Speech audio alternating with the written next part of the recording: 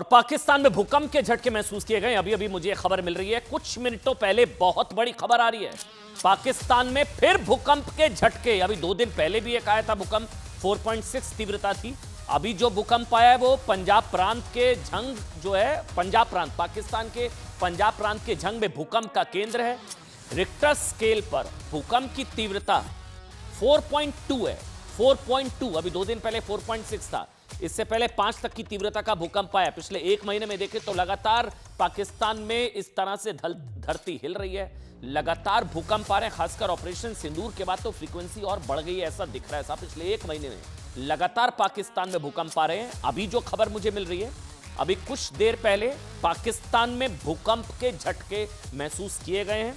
पाकिस्तान में भूकंप आया है। रिक्टर स्केल पर भूकंप की तीव्रता है 4.2 है। और साथ ही ये जो आया पाकिस्तान के पंजाब प्रांत के झंग जो है, वहां पर ये भूकंप का केंद्र है। रिक्टर स्केल पर भूकंप की तीव्रता बताई गई है 4.2। लगातार पाकिस्तान में भूकंप के झटके आ रहे हैं। और भी डिटेल्स, लगातार कुछ तस्वीरें भी हम आप तक पहुंचाएंगे। लगातार कुछ तस्वीरें भी आ रही हैं। पाकिस्तान में भूकंप फिर से महसूस किया गया है। ये पहली बार नहीं है, अभी 2 दिन पहले भी भूकंप आया था, फिर 1 हफ्ता पहले, 2 हफ्ता पहले। पिछले 1 महीने में लगातार पाकिस्तान में भूकंप आ रहे हैं। झटके लगातार पाकिस्तान में महसूस किए जा रहे हैं। 4.2 तीव्रता का भूकंप पाकिस्तान में महसूस किया गया है। इधर पाकिस्तान में भूकंप, उधर बिहार में एक राजनीतिक परिवार में भूकंप आया हुआ है। बात इसी की।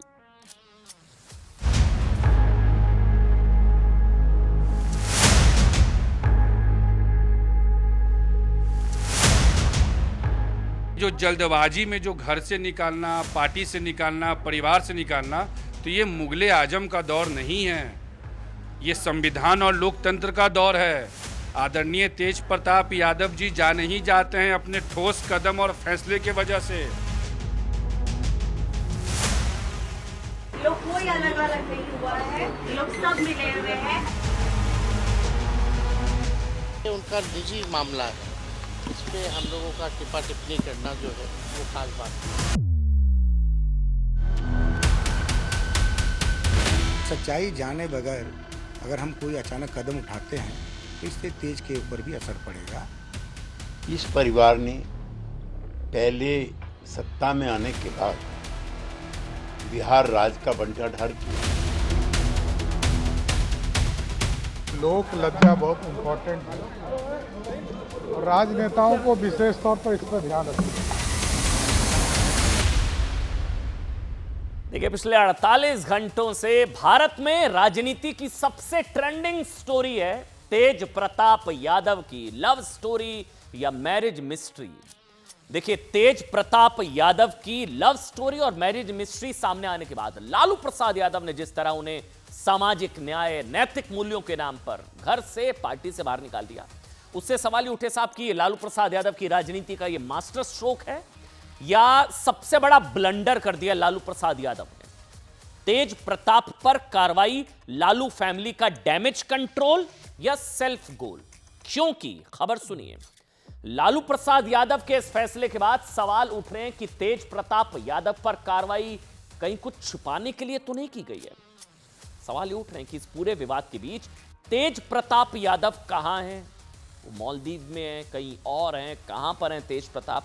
वो खुद कहीं चले गए हैं या लालू फैमिली ने उन्हें मैटर ठंडा होने तक के लिए कहीं भेज दिया है? देखिए, हालांकि सोशल मीडिया के जरिए मैरिज मिस्ट्री सामने लाने वाले तेज प्रताप यादव सोशल मीडिया के जरिए ही सामने आए। बड़ी खबर है, उन्होंने अपने छोटे भाई तेजस्वी यादव को बेटे के जन्म की बधाई दी है। जी हां, यह बड़ी खबर है। तेज प्रताप यादव ने सोशल मीडिया प्लेटफॉर्म एक्स पर लिखा है कि श्री बांके बिहारी जी के असीम आशीर्वाद और कृपा से नवजात शिशु के आगमन, पुत्र रत्न की प्राप्ति पर मुझे बड़े पापा बनने का सौभाग्य प्राप्त हुआ। या पूरे विवाद के दौरान ये तेज प्रताप यादव ने पोस्ट किया है। और छोटे भाई तेजस्वी यादव एवं राजश्री यादव को हार्दिक बधाई एवं शुभकामनाएं। ये पोस्ट तेज प्रताप यादव का। ये पूरा प्रकरण, मैरिज मिस्ट्री, तेज कांड, ये जो कुछ हुआ, जिसके बाद इनको पार्टी से निकाला गया, परिवार से निकाला गया, लेकिन परिवार में एक अच्छी खबर आई, खुशी की खबर आई, तो तेज प्रताप यादव ने शुभकामनाएं दी। कहा कि भतीजे को मेरा स्नेहिल आशीर्वाद एवं शुभ प्यार। लेकिन यहां ध्यान रखिए, तेज प्रताप यादव अभी तक लालू फैमिली के उस आरोप पर चुप है जिसमें कहा गया था कि तेज प्रताप एक ट्रैप का शिकार हुए हैं। कोई ट्रैप है, कुछ लोग कह रहे हैं हनी ट्रैप का शिकार हो गए, कुछ लोग दावा कर रहे हैं नेता की तंत्र मंत्र हो गया, कुछ लोग कह रहे हैं कि कोई माइंड हाईजैक कर लिया। लालू प्रसाद यादव, लालू परिवार के जो लोग हैं वो आरोप लगा रहे हैं कि बेटे के साथ ना कुछ गलत हुआ है, साजिश के तहत उनकी शादी वाला वीडियो सामने लाया गया और आरोप लगाया जा रहा है अनुष्का यादव पर। यह दावा लालू प्रसाद यादव के भतीजे नागेंद्र राय ने किया था कि साहब अनुष्का यादव और उनके परिवार ने तेज प्रताप यादव को तंत्र मंत्र ट्रैप के जरिए माइंड हाईजैक किया। उनका आरोप था कि तेज प्रताप यादव सीधे साधे भोले वाले इंसान हैं। तेज प्रताप यादव, उनके माइंड को हाईजैक कर लिया गया। यह सब पार्टी में पद हासिल करने और पैसे कमाने के लिए किया गया। लेकिन आज पहली बार, अब जो मैं बताने जा रहा हूं सुनिए, पहली बार इस मामले में जवाब देने के लिए कोई और नहीं, अनुष्का यादव का परिवार खुद सामने आ गया, जिन पर आरोप लगाया जा रहा है लालू परिवार की तरफ से कि माइंड हाईजैक कर लिया, जो है ट्रैप कर लिया, ये सारी चीजें तंत्र मंत्र किया अनुष्का यादव के परिवार ने। परिवार सामने आया। कायदे से यह बात तेज प्रताप यादव को सामने आकर बतानी चाहिए कि अनुष्का पर जो आरोप लगाए जा रहे हैं वो आरोप सही है या नहीं। लेकिन तेज प्रताप की ये तस्वीरें आती हैं ध्यान करते हुए मालदीव में। लेकिन अनुष्का की लव स्टोरी का वीडियो सामने आने के बाद पॉलिटिकल डैमेज कंट्रोल के लिए एक बेटी का कैरेक्टर असैसिनेशन तो नहीं किया जा रहा है। देखिए, तेज प्रताप यादव भले ही सामने नहीं आए, लेकिन ये चेहरा हम आपको बता देते हैं। ये लालू प्रसाद यादव के भतीजे हैं नागेंद्र राय। इन्होंने कहा था कि अनुष्का यादव के परिवार, इन लोगों ने कोई माइंड हाईजैक कर लिया, ट्रैप कर लिया, जो है भोले भाला तेज प्रताप हमारा। लेकिन इस मामले में अनुष्का यादव का परिवार अब सामने आ गया है। अनुष्का के भाई आकाश यादव ने लालू को अकबर की याद दिलाते हुए कहा है कि लालू ध्यान रखें, यह मुगल आजम का दौर नहीं है। आकाश ने भी कहा कि तेज प्रताप ने ऐसा कुछ नहीं किया जिसके लिए उन्हें इतनी बड़ी सजा दी जाए। और घर के साथ साथ अनुष्का यादव के भाई आकाश ने तेज प्रताप का समर्थन कर दिया। ये हैं आकाश, अनुष्का के भाई। तो वहीं लालू प्रसाद यादव के तेज प्रताप को घर और पार्टी से निकालने के फैसले पर सवाल भी उन्होंने उठाए। उन्होंने कहा कि यह इतना बड़ा मामला नहीं है जिसके लिए तेज प्रताप को इतनी बड़ी सजा दे दी जाए, घर से निकाल दिया जाए, पार्टी से निकाल दिया जाए। गलत हुआ तेज प्रताप के साथ। ये अनुष्का के भाई आकाश यादव, उन्होंने ये भी कहा कि अगर लालू के वक्त रहते मुद्दे का समाधान नहीं किया तो लड़ाई, वो धमकी भी दे रहे हैं, अगर समाधान नहीं हुआ तो लड़ाई बहुत दूर तक जाएगी। न्यूज़ 18 इंडिया से एक्सक्लूसिव बातचीत की अनुष्का यादव के भाई ने, सुनिए। आदरणीय लालू प्रसाद यादव जी, आदरणीय तेजस्वी यादव जी और पूरे परिवार से मैं आग्रह कर रहा हूं कि दो परिवारों का इज्जत, मान और सम्मान जिस प्रकार नीलाम किया जा रहा है, इसको रोकने का पहल करें। और ये जो जल्दबाजी में जो घर से निकालना, पार्टी से निकालना, परिवार से निकालना, तो ये मुगले आजम का दौर नहीं है, ये संविधान और लोकतंत्र का दौर है। आदरणीय तेज प्रताप यादव जी जा नहीं जाते हैं अपने ठोस कदम और फैसले के वजह से, शायद उनका रूप अभी कोई नहीं जान रहा है। अच्छा, ये कौन है जिनको आप सुन रहे थे? ये आकाश यादव है। आकाश यादव अनुष्का यादव के भाई हैं, जिन्हें तेज प्रताप यादव ने आरजेडी में शामिल करवाया था। लेकिन साल 2021 में आकाश यादव को तेज प्रताप यादव ने आरजेडी स्टूडेंट यूनियन का प्रदेश अध्यक्ष भी बनवा दिया था। तेज प्रताप यादव की फुल कृपा रही इन पर। लेकिन जब आरजेडी के प्रदेश अध्यक्ष जगदानंद सिंह ने उन्हें पद से हटा दिया, उनकी जगह तेजस्वी यादव के करीबी गगन यादव को आरजेडी स्टूडेंट यूनियन का बिहार अध्यक्ष नियुक्त कर दिया, तो वो आरजेडी छोड़कर पशुपति पारस की राष्ट्रीय लोक जनशक्ति पार्टी से जुड़ गए। आप समझ रहे हैं?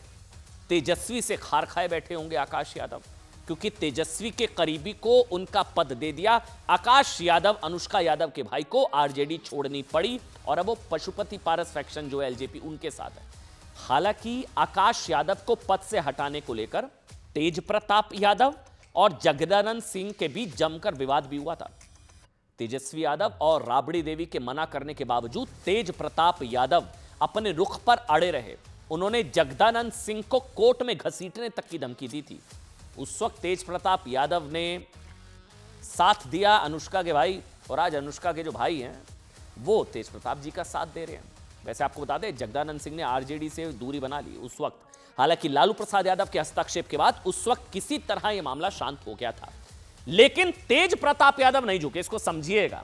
उन्होंने आरजेडी से अलग लालू राबड़ी मोर्चा के नाम से अपनी अलग पार्टी बना दी, क्योंकि अभी भी ये कहा जा रहा है कि अब क्या करेंगे तेज प्रताप यादव, क्योंकि उनका इतिहास है, पार्टी के अंदर रहते हुए पार्टी को चुनौती कई बार दे चुके हैं, अलग पार्टी भी बना चुके हैं।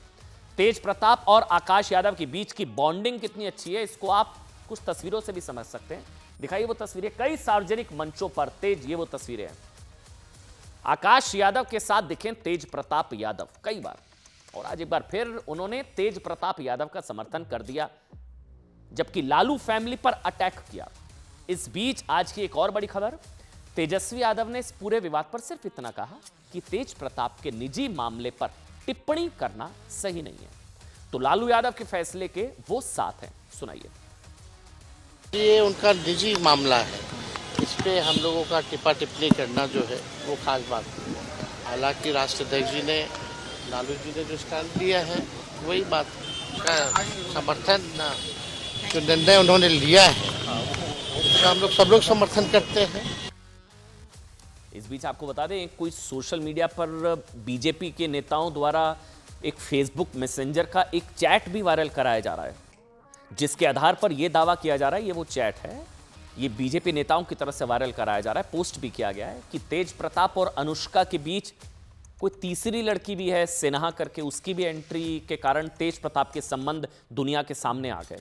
ये भी वैसे दावा किया जा रहा है। दावा किया जा रहा है साहब कि ये चैट अनुष्का यादव और तेज प्रताप के मामा साधु यादव की बेटी अलका यादव के बीच की है। थोड़ा कंफ्यूज हो जाएंगे, मैं आराम से समझाता हूं। अनुष्का यादव कौन है, जिसको लेकर तेज प्रताप ने कहा कि 12 साल से हमारा रिश्ता है, हम प्यार करते हैं, वो अनुष्का यादव है। ये जो चैट है, दावा किया जा रहा है कि अनुष्का यादव और तेज प्रताप के मामा साधु यादव की बेटी अलका यादव के बीच की है, जिसमें अनुष्का यादव कहती हैं कि वो बदला लेंगी। अनुष्का कहती हैं वो बदला लेंगी। वो कहती हैं कि वो अस्पताल में भर्ती हैं, लेकिन उसे मीडिया के सामने आना होगा, क्योंकि तेजस्वी यादव के कहने पर तेज प्रताप यादव सिन्हा के साथ बेबी प्लानिंग के लिए मालदीव गए। हमें नहीं पता इन आरोपों में क्या सच्चाई है, लेकिन जो चैट बीजेपी की तरफ से लीक की जा रही है, यह दावा किया जा रहा है कि ये चैट के बाद वो जो मालदीव गए हैं उसका भी कोई कनेक्शन है, कोई तीसरी भी है। हम इसको कंफर्म नहीं कर सकते, लेकिन जो चैट सोशल मीडिया पर वायरल है वो हम आपको दिखा रहे हैं। ध्यान देने वाली बात यह भी है कि कल, क्योंकि मामला पॉलिटिकल हो चुका है, जीतन राम मांझी ने भी सोशल मीडिया पर पोस्ट कर दिया था। उन्होंने कहा कि किसी सिन्हा का जिक्र किया था। उन्होंने क्या लिखा था कि दारोगा बाबू की पोती ऐश्वर्या के साथ जो लालू परिवार ने किया, उसका बदला आने वाले चुनाव में बिहार की हर महिला लेकर रहेगी।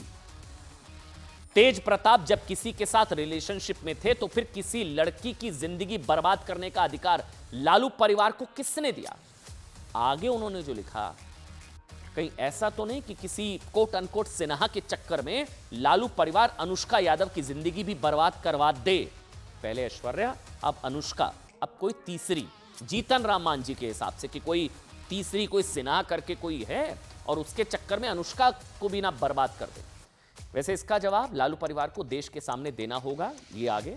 लेकिन आज जब ये चैट सामने आई तो उसमें सिन्हा के नाम आने के बाद कोट अनकोट उनके दावे को बल मिल रहा है, जिसके बाद बीजेपी नेता निखिल आनंद ने आरोप लगा दिया है कि इस पूरे ड्रामे में लालू परिवार शामिल है। अब सुनिए बीजेपी का क्या आरोप है। बीजेपी कह रही है साहब कि लालू प्रसाद यादव ने जानबूझकर पूरा ड्रामा किया। ये सब ड्रामा है, जिसमें तेज प्रताप यादव को लालू परिवार का संरक्षण प्राप्त है। ये सब ड्रामेबाजी हो रही है। तेज प्रताप को पार्टी से निकालना, परिवार से दूर करना, ये सब परिवार मिला हुआ है, ये बीजेपी कह रही है। पूरे लालू परिवार को तेज प्रताप के बारे में सारी जानकारी है। परिवार और पार्टी से निष्कासन लालू प्रसाद यादव की फैमिली प्लानिंग के तहत पॉलिटिकल प्लांटिंग है। बीजेपी के नेता निखिल आनंद ने दावा किया कि तेजस्वी यादव ने ही तेज प्रताप और सिन्हा कोट अनकोट का मालदीव टूर प्लान और स्पॉन्सर किया है।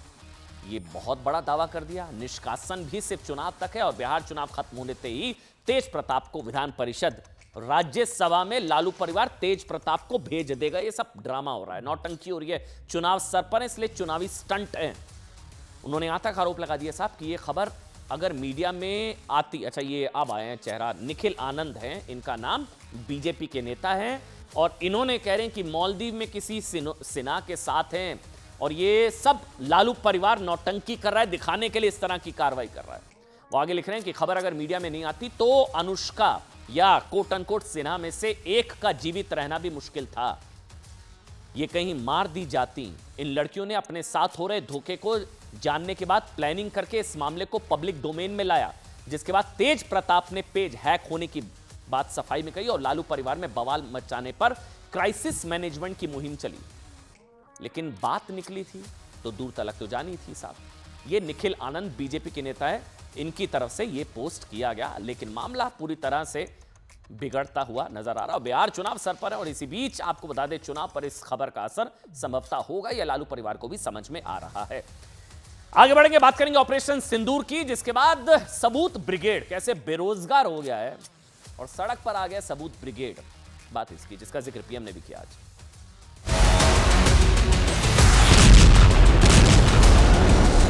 बार तो सब कैमरा के सामने की सारी व्यवस्था रखी थी ताकि हमारे घर में कोई सबूत न मांगे। हमें सबूत नहीं देना पड़ रहा है, वो ऊपर वाला दे रहा है। पाकिस्तान समझ गया कि लड़ाई में वो भारत से जीत नहीं सकते और इसलिए उसने प्रॉक्सी वॉर चालू किया। अभी तो मैंने कुछ ज्यादा किया नहीं है, अभी तो हमने कहा है कि हमने इसको एबेंस में रखा है। पसीना छूट रहा है। हमें अपनी ब्रांड पे गर्व होना चाहिए, मेड इन इंडिया पर गर्व होना चाहिए। गणेश जी भी विदेश से आ जाते हैं, छोटी आंख वाले गणेश जी आए। गणेश जी की आंख भी नहीं खुल रही है। सरदार पटेल की इच्छा थी कि पीओके वापस नहीं आता है तब तक सेना रुकनी नहीं चाहिए। सरदार साहब की बात मानी नहीं गई।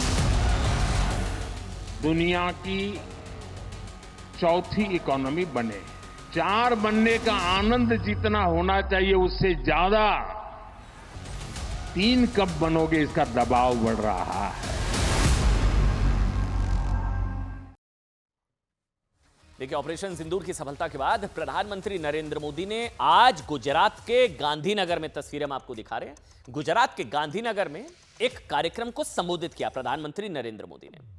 इस दौरान पीएम मोदी ने कहा कि आज हर तरफ सिंदूरिया सागर की गर्जना है। उनके शब्द, हर तरफ सिंदूरिया सागर की गर्जना और लहराता तिरंगा दिखाई दे रहा है। पीएम मोदी ने कहा कि सिर्फ गुजरात में नहीं बल्कि पूरे हिंदुस्तान में ऐसा ही माहौल है साहब। सिंदूरिया सागर की गर्जना, हर तरफ लहराता तिरंगा। उन्होंने पाकिस्तान को आज फिर साफ स्पष्ट संदेश देते हुए कहा कि अब हमने तय कर लिया है कि हर कांटे को निकाल कर रहेंगे। मोदी ने आज आतंक और उसके आकाओं को सीधे चुनौती देने के साथ ही बड़ी खबर है, चीन पर भी अटैक किया बिना नाम लिए। ड्रैगन पर भी आज बिना नाम लिए प्रधानमंत्री नरेंद्र मोदी ने करारा प्रहार किया। लेकिन साहब, आज मोदी के भाषण में सबसे ज्यादा चर्चा किस बात को लेकर है, वो है सबूत ब्रिगेड पर स्ट्राइक। सबूत ब्रिगेड, पीएम मोदी ने आज सबूत ब्रिगेड पर बहुत बड़ी और कड़ी स्ट्राइक की। उन्होंने कहा कि आतंकवादियों के 9 ठिकानों को सिर्फ 22 मिनट में तबाह कर दिया गया। पीएम ने आगे कहा कि इस बार तो सब कैमरे के सामने किया गया ताकि हमारे घर में कोई सबूत ना मांगे। प्रधानमंत्री ने कहा कि इस बार सब कुछ कैमरे के सामने किया गया ताकि हमारे घर में कोई सबूत ना मांगे। अब हमें सबूत नहीं देना पड़ रहा है। ऑपरेशन सिंदूर ने भले ही सबूत ब्रिगेड को बेरोजगार कर दिया हो, सड़क पर ला दिया हो, लेकिन हमें कहने में कोई हिचकिचाहट नहीं है। फिर भी वो शायद हार मानने के मूड में नहीं है। वो अभी भी पाकिस्तान की भाषा बोलते हुए विपक्ष के कई नेता आज भी ऑपरेशन सिंदूर को, इनको देखिए साहब, फेलियर बता रहे हैं। कह रहे हैं ऑपरेशन सिंदूर फेलियर।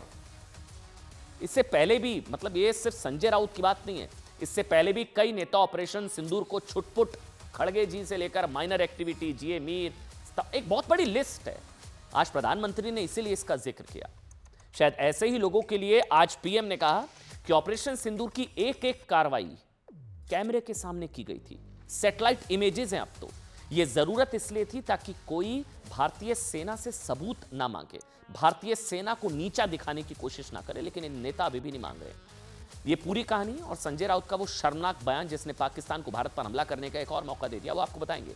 लेकिन पहले ऐसे करते हैं, मोदी के ना 3 बड़े प्रहार मैं आपको दिखाऊंगा, 3 बड़े प्रहार, पूरा निचोड़। आज मोदी ने पाकिस्तान को लेकर कई ऐसे बातें कही जिसमें पता चलता है कि भारतीय राजनीति में पाकिस्तान को जबरदस्त डिस्काउंट दिया गया और अपने देश के खिलाफ तुष्टिकरण वाली राजनीति की लैंडमाइन बिछा दी गई।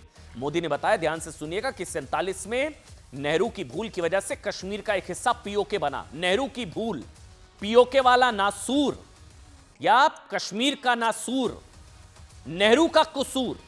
प्रधानमंत्री नरेंद्र मोदी ने कहा कि नेहरू की भूल, नेहरू का ब्लंडर, जिस वजह से पीओके बना।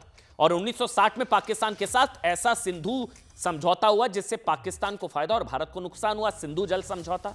और अब भी सेना के खिलाफ सबूत मांगकर ऐसा ही हो रहा है। सुनिए 3 बड़े प्रहार प्रधानमंत्री नरेंद्र मोदी के, फिर वो संजय राउत वाला बयान मैं आपको सुनाऊंगा, लेकिन पहले सुनिए आज प्रधानमंत्री के नरेंद्र मोदी के 3 बड़े प्रहार। आतंकवाद के 9 ठिकाने तय करके 22 मिनट में साथियों उनको ध्वस्त कर दिया। और इस बार तो सब कैमरा के सामने की सारी व्यवस्था रखी थी। अब हमें सबूत नहीं देना पड़ रहा है, वो उत्तर वाला दे रहा है। 1947 में जब मां भारती के टुकड़े हुए, कटनी चाहिए थी तो जंजीरें, लेकिन काट दी गई भुजाएं, देश के 3 टुकड़े कर दिए गए। और उसी रात पहला आतंकवादी हमला कश्मीर की धरती पर हुआ। मां भारती का एक हिस्सा मुजाहिदों के नाम पर पाकिस्तान ने हड़प ले लिया। अगर उसी दिन इन मुजाहिदों को मौत के घाट उतार दिया गया होता, और सरदार पटेल की इच्छा थी पीओके वापस नहीं आता है तब तक सेना रुकनी नहीं चाहिए, लेकिन सरदार साहब की बात मानी नहीं गई। 1960 में जो इंडस वाटर ट्रीटी हुई है, अगर उसकी बारीकी में जाएंगे तो आप चौंक जाएंगे। यहां तक तय हुआ है उसमें कि जो जम्मू कश्मीर की अन्य नदियों पर डैम बने हैं, उन डैम का सफाई का काम नहीं किया जाएगा। 60 साल तक ये गेट नहीं खोले गए। और अभी तो मैंने कुछ ज्यादा किया नहीं है, डैम थोड़े खोल करके जो कूड़ा कचरा था वो निकाल रहे हैं, इतने से वहां फ्लड आ जाता है। मतलब तो भारत में होता पीओके, नेहरू की भूल, वो कसक पीओके वाली, नेहरू का ब्लंडर, ये प्रधानमंत्री ने कहा। सिंधु जल समझौता वो अलग से भूल थी जिसको अब एबियंस में रखा गया है। पीएम ने कहा अभी तो मैंने कुछ किया नहीं है। और सबसे बड़ी चीज जिसका बार बार प्रधानमंत्री ने जिक्र किया, सबूत ब्रिगेड पर जो प्रहार किया। मोदी ने कहा साहब कि ऑपरेशन सिंदूर की एक एक कार्रवाई कैमरे के सामने इसलिए की गई ताकि कोई सबूत ना मांग सके ना। अब आप सोचिए ना, आज ही पीएम ने कहा और आज ही उद्धव गुट के नेता है संजय राउत, मोदी की राजनीतिक दूरदर्शिता को सही साबित कर दिया। जिस ऑपरेशन सिंदूर की सफलता दुनिया भर के मीडिया कैमरों में चक्कर लगा रही है साहब, सैटेलाइट इमेजेस आ रही है, तबाही की तस्वीर खुद पाकिस्तान मांग रहा है। पाकिस्तान के नेता कह रहे हैं बहुत बुरी पिटाई कुटाई की है भारत ने, 12-12 एयरबेस, ब्रह्मोस मार दी, सब कुछ कर दिया। उसी ऑपरेशन सिंदूर को संजय राउत फेलियर बता रहे हैं। फेलियर, सेना पर सवाल, सेना, ये तो सेना पर हमला है ना सीधा। संजय राउत सीधा सीधा भारतीय सेना को कटघरे में खड़ा कर रहे हैं कि सेना जो है ऑपरेशन सिंदूर नहीं कर पाई ठीक से, फेलियर है।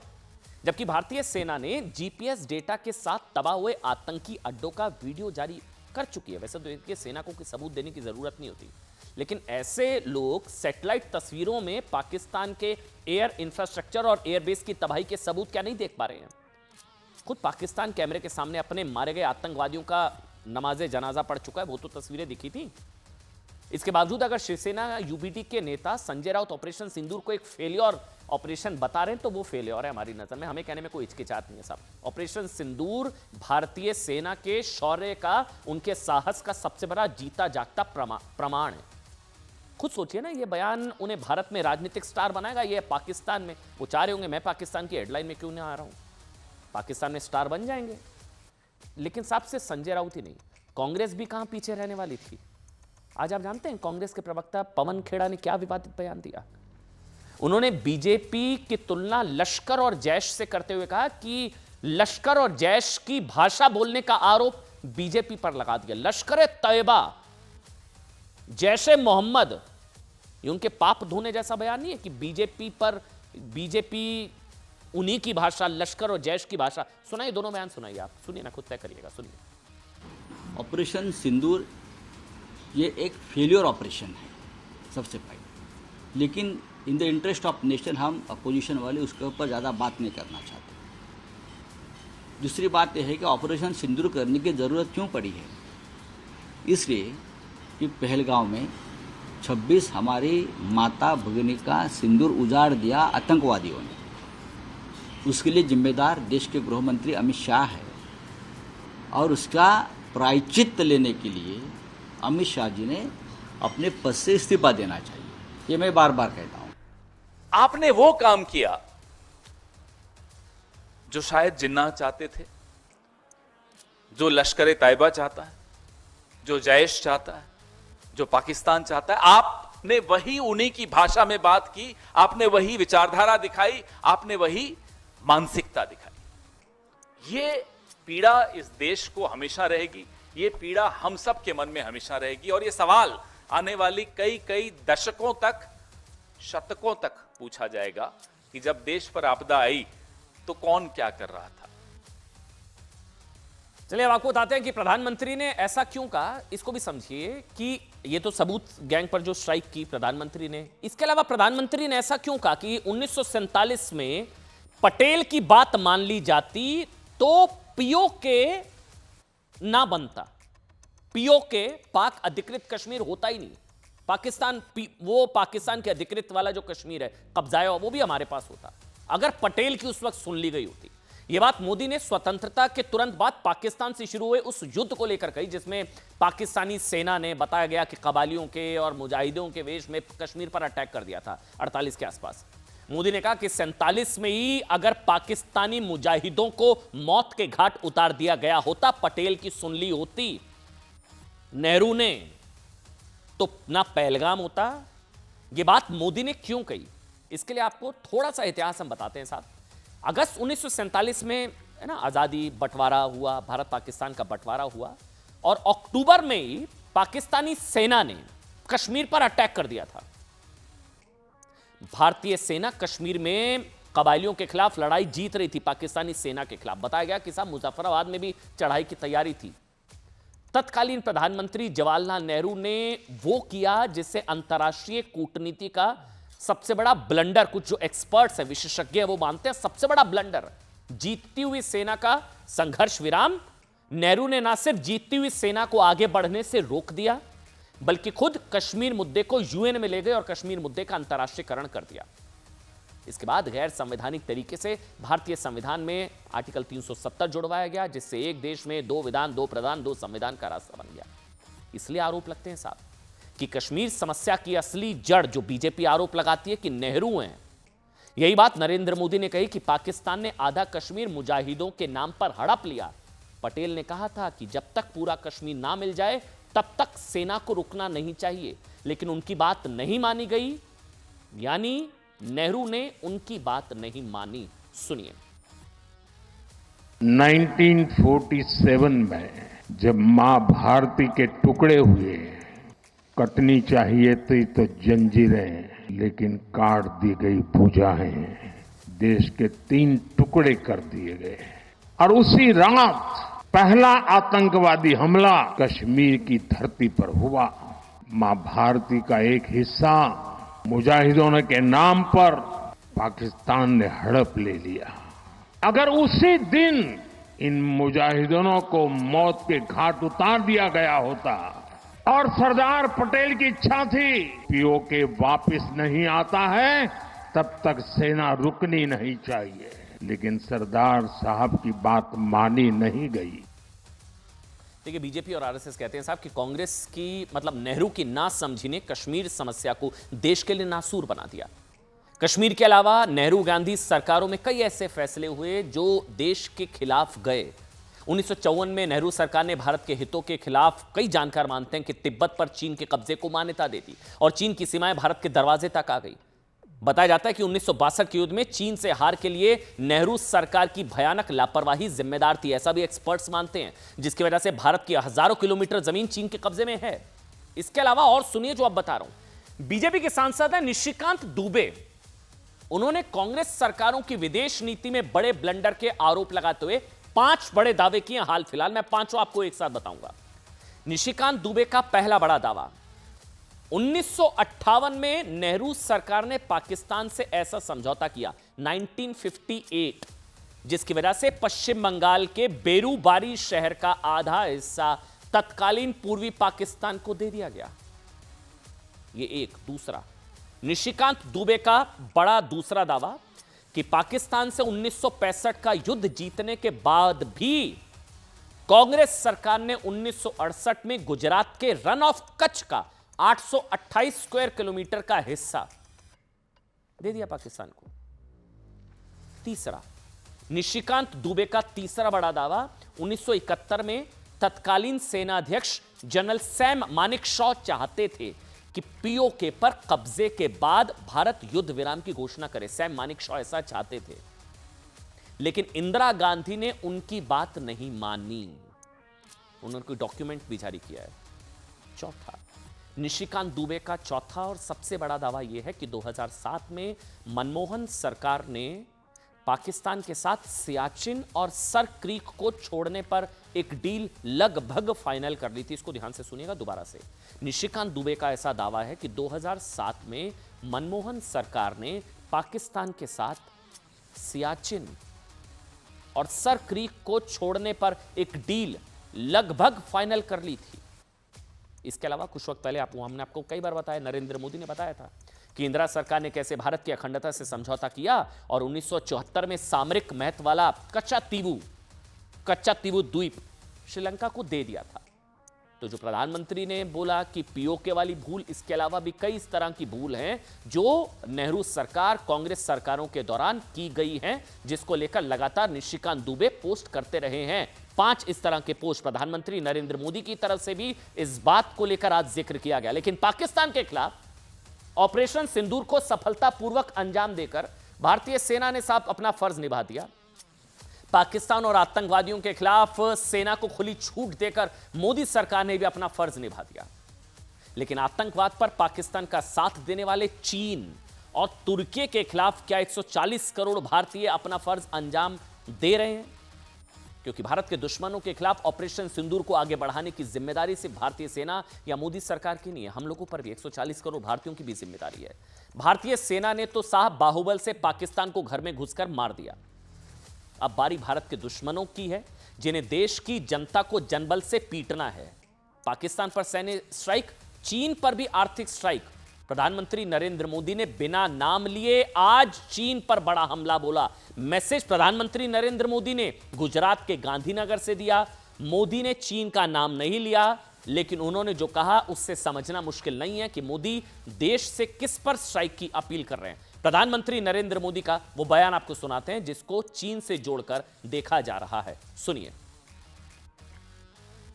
हमें 3 देशों को फोकस करना चाहिए। सबसे पहले चीन की वस्तुओं का बहिष्कार करना चाहिए, उसके बाद में अमेरिका की वस्तुओं का बहिष्कार करना चाहिए, क्योंकि बात बात में आजकल ट्रंप भारत को हड़काने की गांव-गांव व्यापारियों को शपथ दिलवाएं। व्यापारियों का कितना ही मुनाफा क्यों ना हो, आप विदेशी माल नहीं बेचोगे। लेकिन दुर्भाग्य देखिए, गणेश जी भी विदेश से आ जाते हैं। छोटी आंख वाले गणेश जी आएंगे, गणेश जी की आंख भी नहीं खुल रही है। होली रंग छिड़कना है, बोले विदेशी। हमें पता था, आप भी अपने घर जाकर के सूची बनाना। सचमुच में ऑपरेशन सिंदूर के लिए एक नागरिक के नाते मुझे एक काम करना है। आप घर में जाकर सूची बनाइए कि आपके घर में 24 घंटे में सुबह से दूसरे दिन सुबह तक कितनी विदेशी चीजों का उपयोग होता है। आपको पता ही नहीं होता है। आप हेयर पिन भी विदेशी उपयोग कर लेते हैं, कंघा भी विदेशी होता है, दांत में लगाने वाली जो पिन होती है वो भी विदेशी घुस गई है, हमें मालूम तक नहीं है।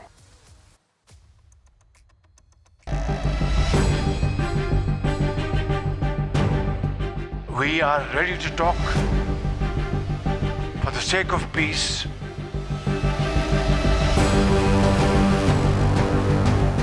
डायलॉग जब तक नहीं होगा, मैं आपसे कहता हूं, कभी दो मुल्कों में अमन नहीं आएगा। तो नकल करने के लिए अकल भी चाहिए, इन नालायकों को अकल भी नहीं है। The message to the world is that India is in a different league. Today they see us as a country that's emerging as a top country in the world. के लिए अब एक ही विकल्प है कि उसको ग्रे सूची में डाला जाए।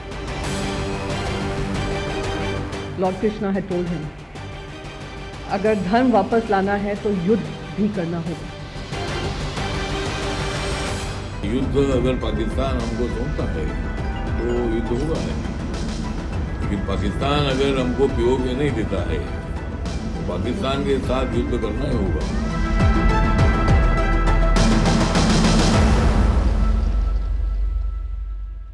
देखिए, ऑपरेशन सिंदूर की कामयाबी के बाद एक तरफ तो भारत का सर्वदलीय डेलीगेशन 31 से ज्यादा देशों के दौरे पर है। छा गई टीम इंडिया साहब। भारतीय डेलीगेशन के सदस्य जिस भी देश में जा रहे हैं, वो देश आतंकवाद के खिलाफ भारत के पक्ष में खड़ा होने का ऐलान कर रहा है। वहीं दूसरी तरफ क्या हो रहा है, भारत की नकल पर पाकिस्तान का डेलीगेशन भी विदेश दौरे पर है। 4 देशों के इस टूर की अगुवाई कौन कर रहा है? जी हां, बेइज्जती के सुपरस्टार, सबसे बड़े आइकन बन चुके शहबाज शरीफ, खुद प्रधानमंत्री वहां के शहबाज शरीफ कर रहे हैं। नए नए फील्ड मार्शल मुनीर भी उनके साथ हैं। लेकिन जहां भी वो पहुंच रहे हैं साहब, बेइज्जती के सिवाय उनकी झोली में कुछ नहीं आ रहा। अब बेइज्जती का सबसे ताजा मामला ईरान का है। वो मैं आपको बताता हूं क्या हुआ, जिसने दोस्ती की डींगे हाँक रहे पाकिस्तान को करारा तमाचा मारा है। ईरान ने, पाकिस्तान के प्रधानमंत्री शहबाज शरीफ ईरान पहुंचे थे, ये देखिए तस्वीरें, भारत की शिकायत करने और भारत के खिलाफ युद्ध, मतलब भारत के खिलाफ खुद की मदद की गुहार लगाने ईरान के पास पहुंचे। लेकिन ईरान के राष्ट्रपति से मुलाकात के बाद जारी साझा बयान में उन्हें 2 टूक मैसेज मिला। साझा बयान में ईरान ने पाकिस्तान से स्पष्ट शब्दों में क्या कहा कि पाकिस्तान पहले बॉर्डर इलाकों में आतंकी गतिविधियों पर लगाम लगाए। ये ईरान की तरफ से क्लियर मैसेज। पाकिस्तान पहले बॉर्डर इलाकों में आतंकी गतिविधियों पर लगाम लगाए, तभी दोनों देशों के बीच भरोसा बन पाएगा। इस बयान के साथ ही ईरान ने पाकिस्तान को कोई मदद का भरोसा दिए बिना बेरंग वापस लौटा दिया। पाकिस्तान के लिए बड़ा झटका इसलिए भी है क्योंकि ऑपरेशन सिंदूर के वक्त से ही पाकिस्तान बार बार अपनी आवाम को बता रहा है कि ईरान उसके साथ है, ईरान उसके साथ है। भारत के साथ तनाव के वक्त वो पाकिस्तान का पक्षधर है। लेकिन पाकिस्तान के इस हसीन सपने को ईरान ने चकनाचूर कर दिया। पाकिस्तान की नाकामी का एक बड़ा सबूत यह भी है कि ईरान के सामने नतमस्तक होने के बावजूद उसे हाथ कुछ नहीं लगा, कटोरा खाली रहा। ईरान के सर्वोच्च नेता खामनेई और राष्ट्रपति से मुलाकात के पहले ही शहबाज ने एक इंटरव्यू में यहां तक कहा था साहब कि मैं यहां ईरान को धन्यवाद देने आया हूं कि उसने पाकिस्तान को भारत से बचाने में मदद की। यहां कांग्रेस के नेता कह रहे हैं ना ऑपरेशन सिंदूर फेलियर फेलियर फेलियर, वहां का प्रधानमंत्री बोल रहा है कि भारत से बचा लिया। वो धन्यवाद देने जा रहा है ईरान को कि मतलब भारत से बचाने के लिए धन्यवाद। भारत इतना पीट रहा है, कुटाई कर रहा है। सोचिए, इतना गिड़गिड़ाने के बाद भी शहबाज और मुनीर की टीम को ईरान से बैरंग लौटना पड़ा। यही नहीं, भारत के हमलों से तबाह पाकिस्तान और उसके एयरबेस को लेकर भी ईरान ने पाकिस्तान के पक्ष में कुछ नहीं कहा।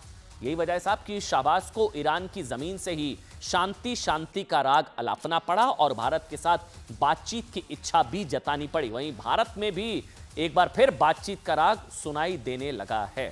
सुनाते हैं आपको। We are ready to talk for the sake of peace on water issue with a neighbor. We are ready to talk to promote trade and also counter terrorism if they are serious. Dialogue जब तक नहीं होगा, मैं आपसे कहता हूं, कभी दो मुल्कों में अमन नहीं आएगा। मैं ये कहता रहा, मुझे पाकिस्तानी भी कहा, खालिस्तानी भी कहा, अमेरिकन एजेंट भी कहा, मगर मैं साबित करता हूँ इसके बगैर कोई रास्ता नहीं है।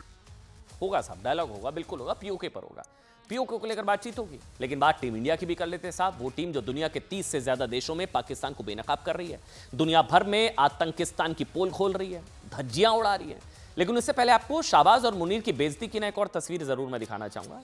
दिखाइए वो तस्वीर। उसमें आप देखेंगे इस तस्वीर में, ये देखिए पाकिस्तान के फील्ड मार्शल मुनीर अपने प्रधानमंत्री को कैसे बेवकूफ बना रहे हैं, वो तस्वीर है साहब। मुनीर अपने प्रधानमंत्री को एक तस्वीर गिफ्ट कर रहे हैं, पूरा फ्रेम हुई। मुनीर ने यह तस्वीर ऑपरेशन सिंदूर के दौरान पाकिस्तानी आर्मी की कामयाबी के प्रतीक के तौर पर दी कि देखिए कैसे हमने भारत को सो कॉल्ड मारा या हमने हमला किया। मुनीर ने इन तस्वीरों के जरिए बताया कि कैसे ऑपरेशन सिंदूर के दौरान पाकिस्तानी आर्मी ने भारत पर मिसाइल अटैक किया। फुल फोटो फ्रेम कराया, बेवकूफ बना रहा है मुनीर अपने प्रधानमंत्री को। इस तस्वीर का सच सामने आ गया। ये तस्वीर चाइनीज आर्मी ड्रिल की निकली 2018-19 की। ये वो तस्वीर, ये तस्वीर निकली 7-8 साल पुरानी, पाकिस्तान की नहीं। 18 अगस्त 2018 को चीन की तरफ से जो एक ड्रिल की गई थी, मिलिट्री ड्रिल, उसकी तस्वीर थी। ऑपरेशन सिंदूर में हुई तबाही के बाद पाकिस्तान के पास दिखाने को कुछ है नहीं, और लेकिन उसे जश्न मनाना है कि उसने किला फतेह कर लिया है। एक तरफ पाकिस्तान के प्रधानमंत्री शहबाज शरीफ और मुनीर की दुनिया भर में बेइज्जती हो रही है, लताड़ लग रही है, लेकिन वहीं दूसरी तरफ टीम इंडिया का प्रतिनिधि मंडल किस तरह से पाकिस्तान की धज्जियां पूरी दुनिया में उड़ा रहा है। ऑपरेशन सिंदूर में पाकिस्तान को तबाह करने के बाद भारतीय डेलीगेशन विदेश में पाकिस्तान के खिलाफ कूटनीतिक स्ट्राइक में जुटा हुआ है। भारत की तरफ से 7 सर्वदलीय टीम 31 अलग अलग देशों के दौरे पर है, और वहां पर किस तरह से पाकिस्तान पर स्ट्राइक की जा रही है वो आपको सुनाते हैं।